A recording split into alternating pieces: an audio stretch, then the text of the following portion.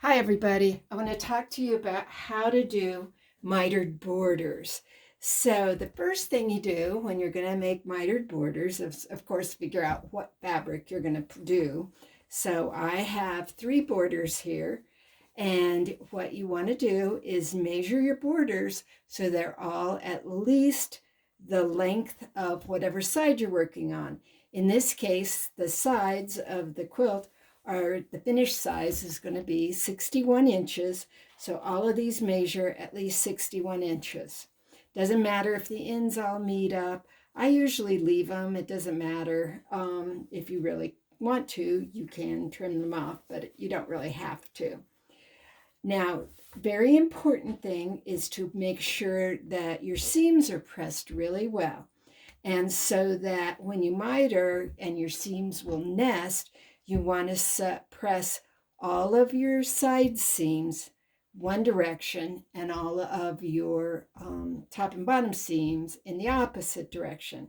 So in this case, my side seams are all going to be pressed out, and the top and bottom will all be pressed in.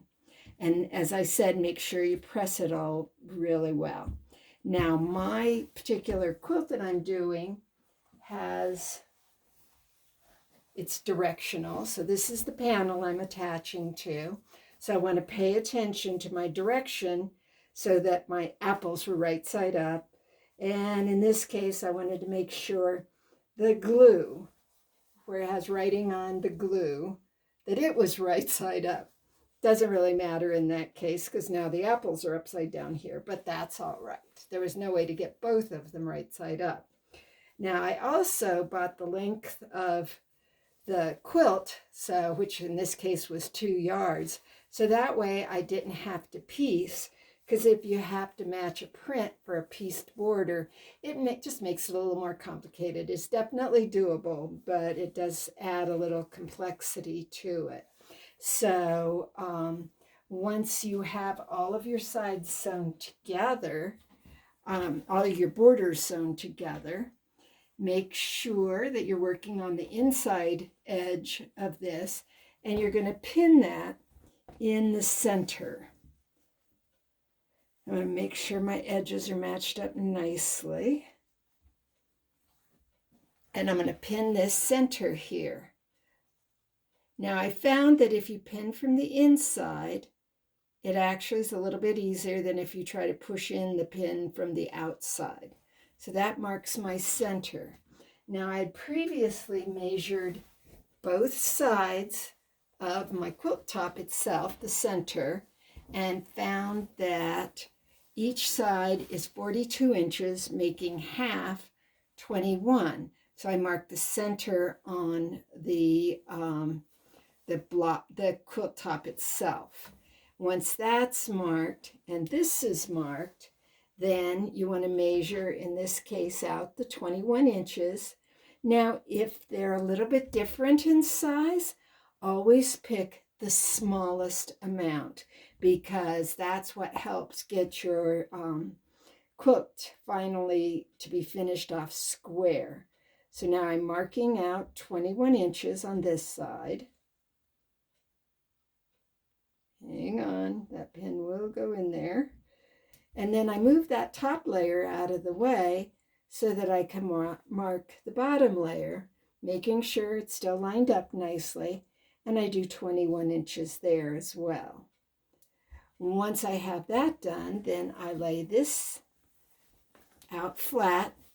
The borders always go on the bottom, because when you're sewing, you need to have the actual body of your quilt on top, so that when you are sewing your start and stop, they come out the way they're supposed to. And I'll be talking about that in just a minute. Now I'm going to match these centers here. And then I'm going to go over here and match this edge. And just what I'm doing is lining that edge of the center of your quilt up with that pin. And then just put a pin there to hold it. Now, once you've done that, when you're sewing mitered corners, you're actually doing what's called a Y seam. And to do that, you're going to mark exactly 1/4 of an inch in with your pins, a pin, not multiples needed here. So I'm going to mark that 1/4 of an inch. And when you sew this, you are going to start with your needle down right there, 1/4 of an inch in where that pin is. I count the number of stitches I go forward, which is, in my case, I always do 3, sometimes 4. I sew forward that many, however many stitches you sew forward, then you're actually going to sew back to that pin, counting your stitches.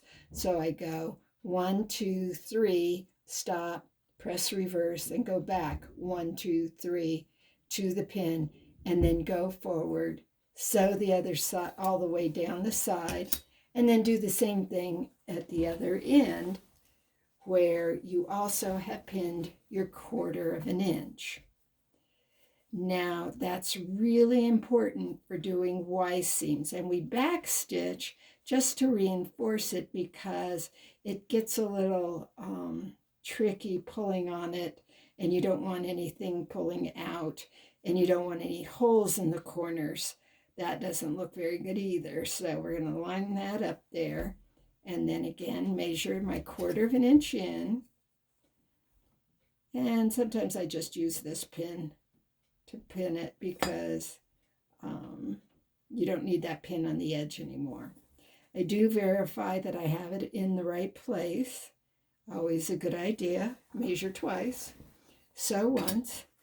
Now this one's a little bit bigger than the other side, so what I might do in this case is start up here on this side, do my back stitch, sew down maybe to here, and then I do the same thing starting down here, and sew from here down, sew to the edge of to where the pin is, so you have your 1/4 of an inch open at the bottom, back stitch that, and then if there's a lot of ease, the best thing to do is to just flip this over and sew the seam on this side, but you can't do those ends like that. So again, it depends on how much ease you have. If there's quite a bit, this side should be okay. So I'll just sew the whole thing here. But again, if you have a lot of ease, you want to definitely flip it over, especially in this case because my apples were cut straight grain of the fabric, so lengthwise grain of the fabric. And this is also lengthwise grain, so that neither one has much give. And so when you sew, the bottom tends to ease in more than the top, just the mechanism of how machines work. So up to you. Sometimes it can be off quite a bit if you're working with a fairly large quilt. So in that case, you would want to flip it over to do the middle part. So I'm just going to pin it. Yeah, this looks like it'll ease in fine.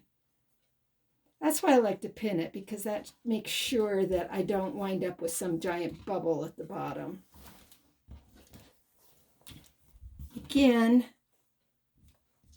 what we're going to do is sew both of the sides first. I always do that, and making sure that everything is pressed really well.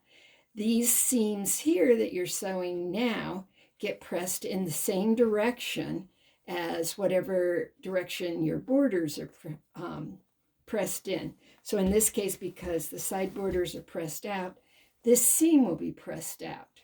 Then when you do the top and bottom, those seams get pressed in, and again, that just makes your miter work a lot better. I will do a separate video on how to do the second border because it's a little bit different, and then I'll do a third video on how to actually cut and sew the miters themselves. Hope this is helpful for you, and as usual, if you have any questions, just let me know.